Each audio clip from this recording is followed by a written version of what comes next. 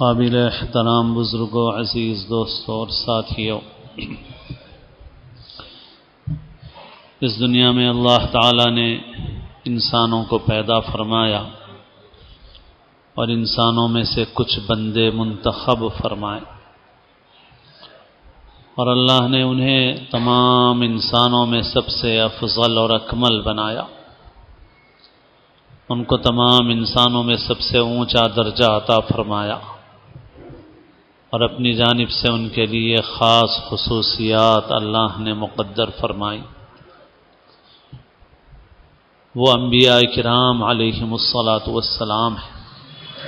جو تمام انسانوں میں سب سے افضل ہیں، سب سے اکمل ہیں، سب سے بہتر ہیں۔ پھر ان انبیاء کرام میں اللہ نے سب سے اونچا درجہ ہمارے نبی سیدنا محمد الرسول اللہ صلی اللہ علیہ وسلم کو عطا فرمایا۔ اللہ نے آپ کو امام الانبیاء بنایا۔ جب بیت المقدس میں انبیاء کرام کی ارواح جمع ہوئی اور ان کی امامت کا مسئلہ آیا تو حضور کو حضرت جبرائیل نے آگے بڑھایا اور اس طرح آپ امام الانبیاء قرار پائے۔ اللہ نے آپ کو خاتم النبیین بنایا، تمام انبیاء میں سب سے اخیر میں بنایا۔ خاتم النبیین کا ایک مطلب تو یہ ہے کہ آپ زمانے کے اعتبار سے سب سے اخیر میں آئے، اور دوسرا مطلب یہ ہے کہ جتنے نبوت کے کمالات ہیں وہ سارے کے سارے کمالات آپ پر ختم کر دیے گئے۔ جتنی خصوصیات اور جتنے کمالات نبوت کے ہو سکتے ہیں وہ سارے کے سارے اللہ نے حضور کو عطا فرما دیے، اور اس اعتبار سے بھی آپ خاتم النبیین ہیں۔ تو اللہ نے آپ کو تمام انسانوں میں اس طرح سب سے اونچا مرتبہ عطا فرمایا، اور قیامت کے روز آپ کے اس رتبے کی بلندی کا اظہار ہوگا جبکہ تمام انبیاء کرام علیہم الصلاۃ والسلام اور تمام انسان میدان محشر میں ہوں گے،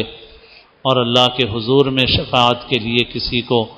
آگے بڑھنے کی ہمت نہ ہوگی، اور پھر تمام انسانوں کی طرف سے حضور اللہ کی بارگاہ میں شفاعت کریں گے۔ پھر آپ کی شفاعت قبول کی جائے گی، آپ کو مقام محمود عطا کیا جائے گا، جس کی ہم دعا کرتے ہیں اذان کے بعد کی دعا میں، وَابْعَثْهُ مَقَامًا مَحْمُودًا الَّذِي وَعَدتَّهُ، کہ اے اللہ حضور کو مقام محمود عطا فرمائیے جس کا آپ نے وعدہ کیا۔ اور ایسے ہی جنت میں جو سب سے اونچا درجہ ہے وہ بھی آپ کو عطا کیا جائے گا۔ آپ صلی اللہ علیہ وسلم نے فرمایا صلی اللہ علیہ الوسیلہ، اللہ سے میرے لیے الوسیلہ مانگو۔ الوسیلہ کیا ہے؟ حضور پاک صلی اللہ علیہ وسلم نے فرمایا جنت کا ایک اعلیٰ ترین درجہ ہے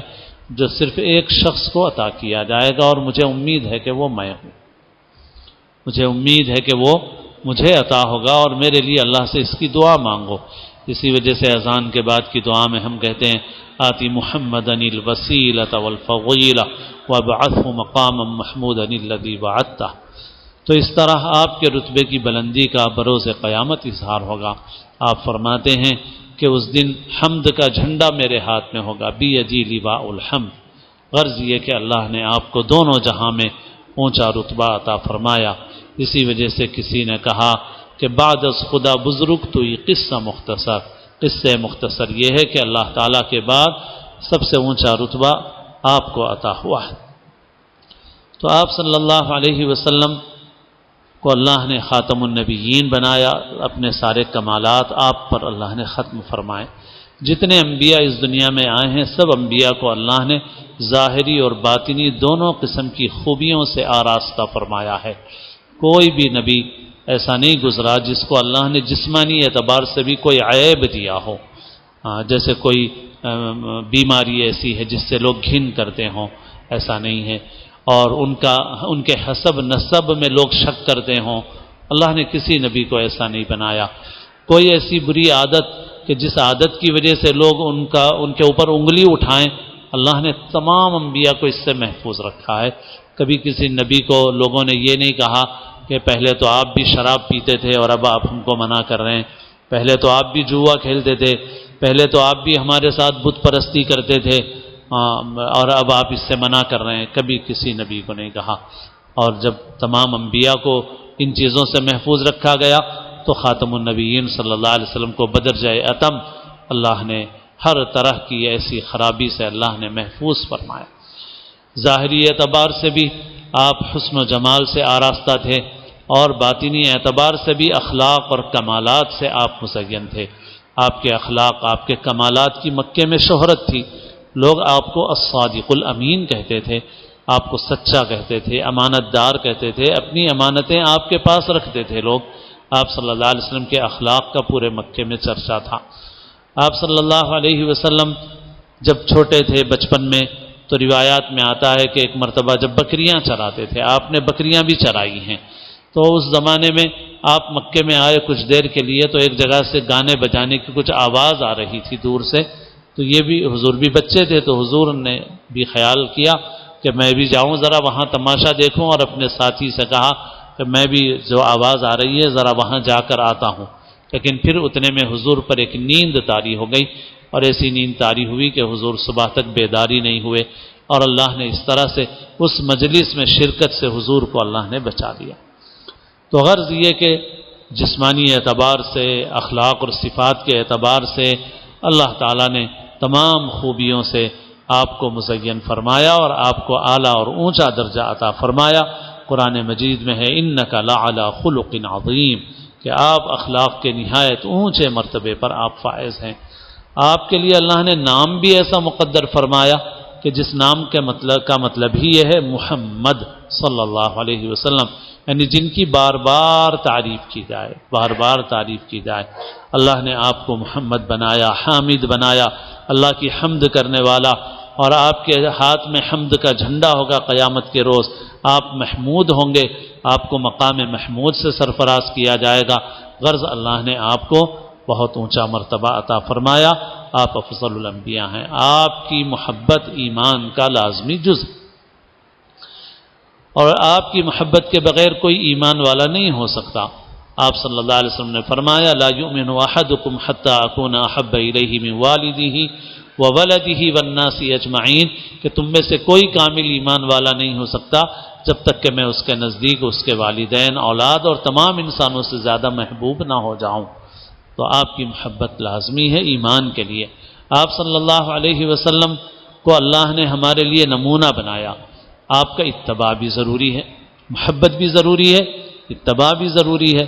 اگر محبت نہیں ہوگی تو اتباع نہیں ہوگا۔ تو آپ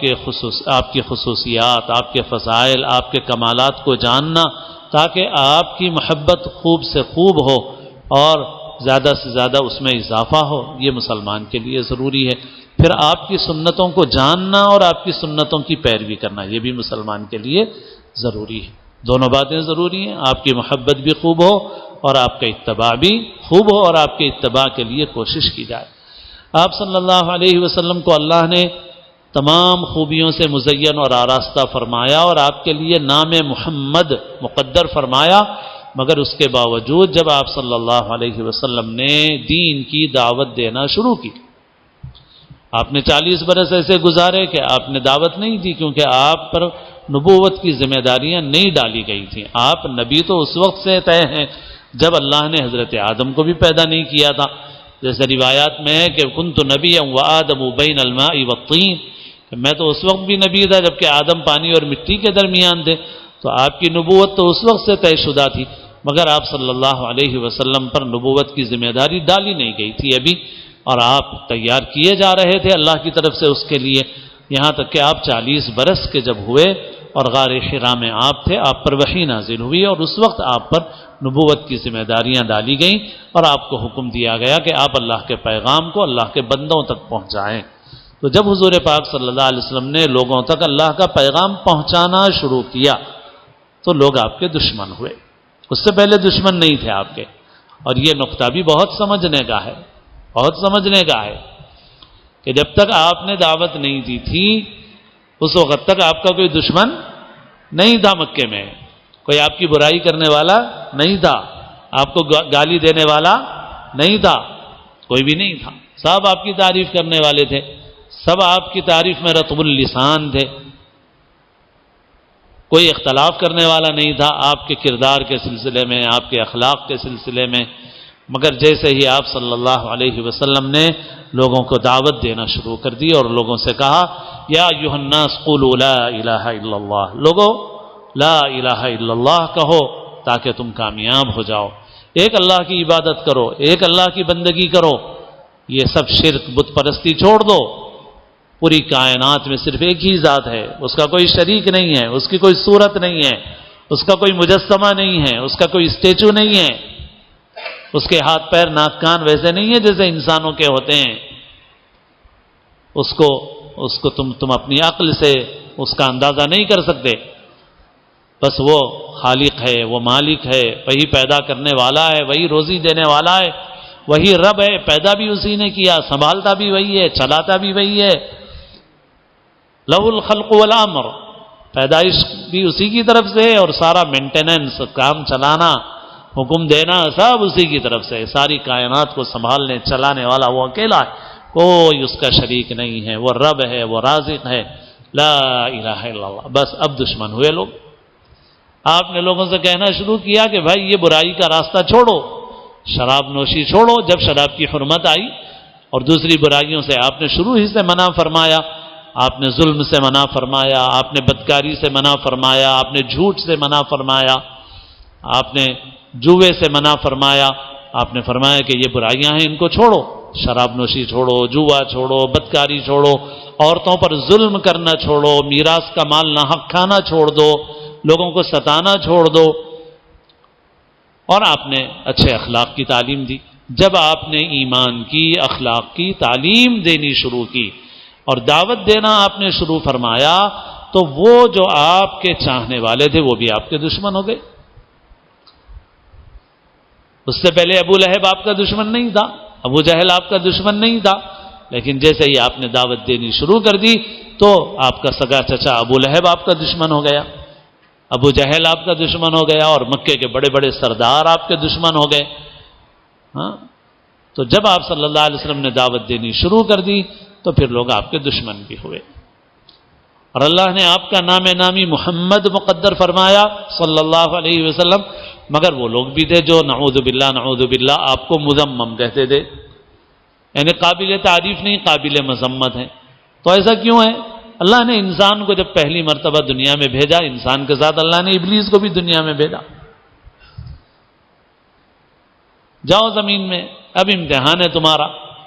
تو دنیا میں اللہ نے اس وقت سے لے کے قیامت تک کے لیے مقدر فرما دیا، کیونکہ ابلیس نے مہلت مانگی قیامت تک کے لیے، انظرنی الی یوم یبعثون، کہ قیامت تک کے لیے مجھے مہلت دے دیجیے۔ اللہ نے کہا ٹھیک ہے، انک من المنظرین، تجھے مہلت دے دی گئی قیامت تک، تو قیامت تک کے لیے وہ بھی اپنا کام کرتا رہے گا۔ اللہ نے دنیا کو دارالامتحان بنایا، تو جہاں آپ کے نام نامی کو محبت سے لینے والے ہوں گے وہاں آپ کے دشمن بھی ہوں گے، آپ سے عداوت کرنے والے بھی ہوں گے، اور وہ محبت اور وہ عداوت اور دشمنی کیوں ہوگی؟ آپ کے پیغام کی وجہ سے۔ آپ کی ذات پہ تو کوئی انگلی نہیں اٹھا سکتا، لیکن آپ کے لائے ہوئے پیغام کی وجہ سے آپ کو نشانہ بنایا جائے گا، آپ کو برا بھلا کہا جائے گا، اور لوگ پیدا ہوں گے، پیدا ہوتے رہیں گے، تو شیطان اپنا کام کرتا رہے گا۔ جیسے اس وقت بھی حالات چل رہے ہیں کہ اس قسم کے لوگ ایسی حرکتیں، گری ہوئی حرکتیں کر رہے ہیں۔ ہمارا کام یہ ہے کہ ہم آپ کا ذکر خیر اس میں اضافہ کریں، اور آپ کے لائے ہوئے پیغام کو پہچانیں، آپ کے لائے ہوئے طریقے زندگی کو اپنی زندگی کے اندر لائیں۔ اللہ نے دنیا میں جتنے نبی بھیجے اللہ نے ان کو معجزے دیے، آپ صلی اللہ علیہ وسلم کو بھی معجزے عطا فرمائے، جیسے معجزے پہلے نبیوں کو ملے ویسے آپ کو بھی ملے، لیکن اللہ نے آپ کو جو سب سے بڑا معجزہ دیا وہ باقی رہنے والا معجزہ ہے، اس لیے کہ اگر ایسا معجزہ نہ ہوتا تو پھر قیامت تک آپ کی نبوت کیسے چلتی، آپ کی دعوت کیسے چلتی؟ اگر حضرت موسیٰ کی طرح معجزے ہوتے تو اس وقت کے لوگوں کو نظر آتے، پھر ختم ہو جاتے۔ تو اللہ نے آپ کو سب سے بڑا معجزہ دیا قرآن مجید، قرآن مجید معجزہ دیا، سب سے بڑا معجزہ، کہ یہ ہے قرآن، اور حضور نے لوگوں کے سامنے اسی کو پیش کیا۔ آپ کے نبی ہونے پر کیا دلیل ہے؟ حضور نے کہا یہ قرآن ہے، یہ میرا کلام نہیں ہے، یہ اللہ کا کلام ہے، اور اس قرآن کا اعجاز آج بھی باقی ہے۔ اللہ نے حضور کو امی بنایا، آپ لکھنا پڑھنا نہیں جانتے تھے، مگر علم اتنا دیا، اوتیت علم الاولین والآخرین، مجھے اولین اور آخرین کا علم دیا گیا۔ اللہ نے سب سے اونچا علم، سب سے اعلیٰ درجے کا علم اللہ نے آپ کو عطا فرمایا، اولین و آخرین کا علم آپ کو دیا گیا، کیونکہ قرآن آپ پہ نازل ہوا۔ قرآن کی جس گہرائی تک ہماری رسائی ہو سکتی ہے کسی عام امتی کی، ظاہر ہے کہ حضور کی جو رسائی ہوگی اس سے تو بہت اعلیٰ درجے کی ہوگی۔ تو جب صرف قرآن اگر حضور پہ نازل ہو گیا اور قرآن کی گہرائی جو حضور کو ملی ہے وہی صرف اس بات کے لیے کافی ہے کہ یہ ثابت کرنے کے لیے کہ حضور پاک صلی اللہ علیہ وسلم کو اللہ نے سب سے اعلیٰ درجے کا علم عطا فرمایا، سب سے زیادہ علم عطا فرمایا، کیونکہ علم کا اصل سرچشمہ قرآن ہے، اور قرآن کا جتنا علم حضور کو ہے اتنا کسی اور کو نہیں ہو سکتا۔ جب اتنا علم کسی اور کو نہیں ہو سکتا تو پھر حضور کے برابر علم کسی اور کو کیسے ہو سکتا ہے؟ اور یہ ایک چھوٹی سی مثال جو اس سے پہلے بھی کبھی ذکر کی جا چکی ہے کہ چند سالوں پہلے بعض علماء نے، عرب علماء نے کچھ کوششیں کی تھیں ایسی کہ کچھ سائنسدانوں کو بلایا جائے، جمع کیا جائے اور ان سے کچھ میٹنگیں کی جائیں، تو مختلف موضوعات پہ ہوئی ہیں، جغرافیہ کے سلسلے میں بھی ہوئی، اور ایک میٹنگ ہوئی علم الجنین کے ماہر ڈاکٹر کے ساتھ کہ جو پیٹ میں بچہ ہوتا ہے تو اس بچے کے مرحلوں کی جو تفصیل ہوتی ہے اس کے سلسلے میں اس کی تحقیق تھی۔ اس کو بلایا گیا اور اس سے پوچھا گیا کہ آپ کی اس وقت کی لیٹسٹ اور تازہ تحقیق کیا ہے؟ تو اس ڈاکٹر نے بتایا کہ ہماری تحقیق یہ ہے کہ بچہ جو ہے ان مرحلوں سے گزرتا ہے، اور پہلے نطفہ ہوتا ہے، پھر خون کی پھٹکی بنتی ہے، پھر لوتھڑا بنتا ہے، اور پھر اس ہڈیاں بنتی ہیں، پھر اس پہ گوشت چڑھتا ہے۔ تو اس کی ساری تفصیل سننے کے بعد علماء نے اس سے کہا کہ یہ تفصیلات آج سے 1400 سال پہلے ہمارے نبی محمد صلی اللہ علیہ وسلم کے ذریعے قرآن میں بیان کی گئی۔ تو اس نے کہا کہ یہ تفصیلات آج سے 1400 سال پہلے کوئی بھی نہیں بیان کر سکتا تھا۔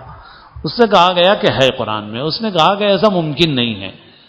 کیوں ممکن نہیں ہے؟ اس نے کہا کہ جو آلات آج ہمارے پاس ہیں وہ آج سے 100 سال پہلے بھی وہ سائنسدانوں کے پاس نہیں تھے۔ جیسے اسکیننگ کی مشین ہے کہ آج پیٹ کے اندر جو کچھ ہے ساری تفصیل معلوم کر لی جاتی ہے، بیماریوں کی تفصیل معلوم کر لی جاتی ہے، تو ساری تفصیل اس سے معلوم ہو جاتی۔ تو اس نے کہا کہ آج سے 100 سال پہلے کسی کے پاس ایسے آلات تھے ہی نہیں، تو کسی کے لیے یہ ممکن ہی نہیں تھا کہ وہ اتنی تفصیلات معلوم بتا سکے۔ تو اس سے کہا گیا کہ آج سے 1400 برس پہلے ہمارے نبی نے یہ باتیں قرآن میں بیان بتا دی ہیں قرآن کے۔ تو اس کو یقین نہیں آیا، اور اس نے پھر عربی زبان سیکھی اور پھر قرآن پڑھا، اور اس نے شروع ہی میں یہ کہا کہ اگر واقعی یہ باتیں محمد صلی اللہ علیہ وسلم نے 1400 سال پہلے بیان کر دی ہیں تو پھر یہ کہا جا سکتا ہے کہ یہ محمد صلی اللہ علیہ وسلم کا کلام نہیں ہے، کیونکہ کوئی انسان یہ ڈیٹیلز اور یہ تفصیلات بیان نہیں کر سکتا۔ اس کا مطلب یہ ہے کہ یہ پھر اوپر سے نازل ہوا ہے یہ قرآن، اور اللہ کا کلام ہے، یہ محمد صلی اللہ علیہ وسلم کا کلام نہیں ہو سکتا۔ پھر جب قرآن پڑھا تب اس کو یقین آیا کہ واقعی قرآن میں یہ موجود ہے۔ جغرافیہ کے ماہرین سے پوچھا گیا، انہوں نے کہا کہ جزیرۃ العرب ہرا بھرا ہو جائے گا، تو اس سے بتایا گیا کہ حضور نے بہت پہلے فرما دیا ہے کہ قیامت قائم نہیں ہوگی جب تک کہ جزیرۃ العرب نہروں اور باغوں میں تبدیل نہ ہو جائے، حضور نے اس وقت فرما دیا۔ تو بہرحال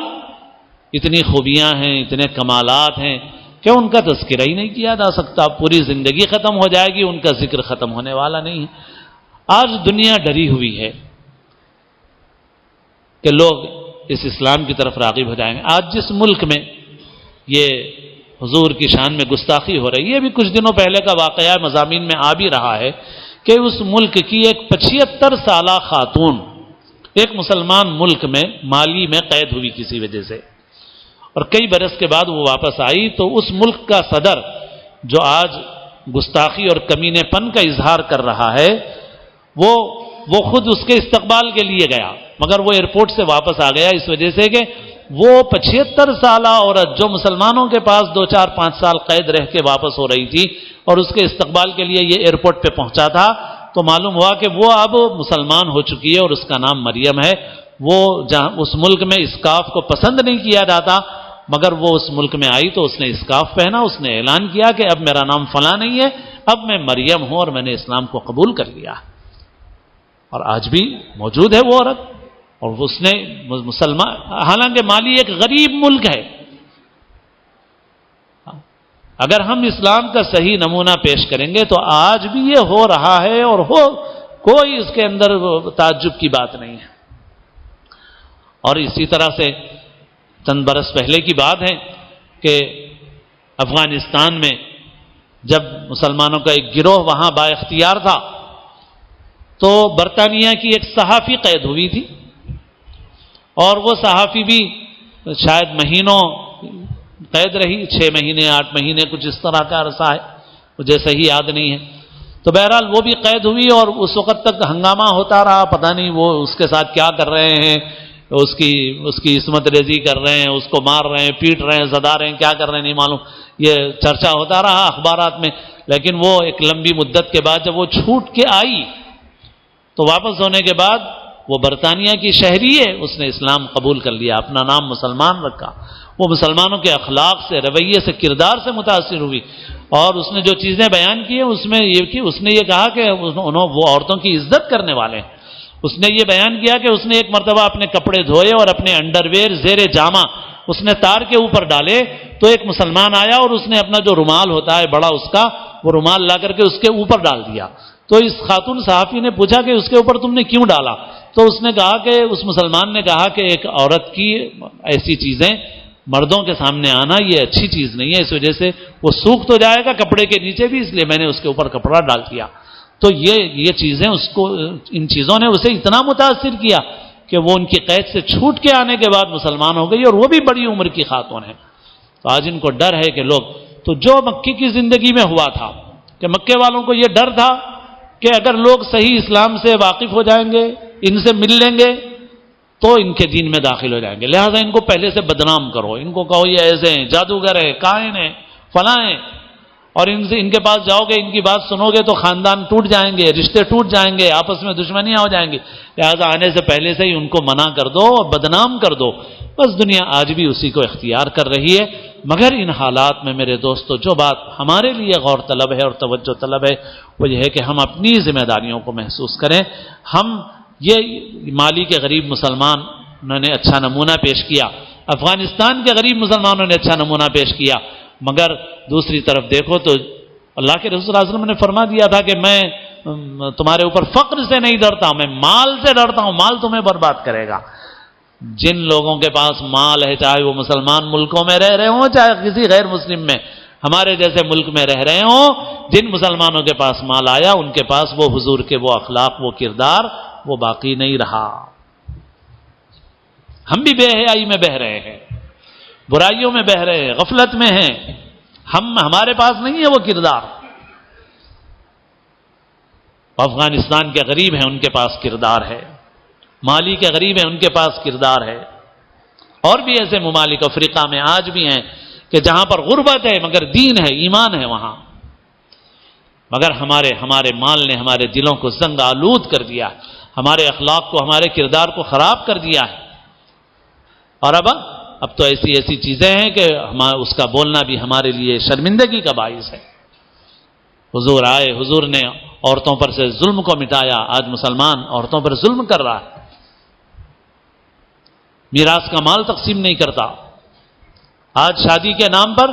ہم لڑکی والوں کو پورا قرض میں ڈبائے بغیر چھوڑتے ہی نہیں ہیں۔ ہم رحمت للعالمین کے امتی ہیں، ہم لڑکی والے جب تک قرضے میں پورے ڈوب نہ جائیں اور نچوڑ نہ لیں چھوڑتے نہیں، تو کیسے مسلمان ہیں بھائی ہم؟ تو میرے دوستو ضرورت اس کی ہے کہ ہم، اور پھر ایک بات اہم یہ بھی ہے کہ دوسرے تو دوسرے رہے،